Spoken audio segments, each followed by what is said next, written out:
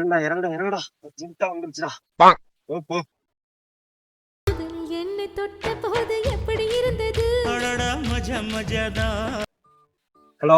அவ்வளவு சொல்லி அவங்கள போயிட்டல. ஆமாண்டி, அப்படி தாண்டி போவேன். நான் என்னடி பண்ண முடியும்? ஆமா, நீ மட்டும் உன் ஃப்ரெண்ட்ஸ் கூட ஷாப்பிங் போற, பார்லர் போற, என் ஃப்ரெண்ட்ஸ் கூட சேர்ந்து விளையாட போக கூடாதா? ஆமாண்டி, உன்னால என்ன பண்ண முடியும் பண்ணிக்க.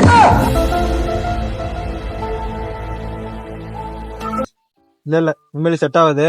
பேப்பர் போட வேண்டியதுதான். போனவை. என்னடா ஆபீஸ்ல பிரஷர் ஓவரா இருக்கா? பேப்பர் கீப்பர்னு பேசிட்டுக்கிற? பேப்பர்? டேய், டைவர்ஸ் நோட்டீஸ் பத்தி சொல்லிட்டு வந்தாடா. டைவர்ஸா?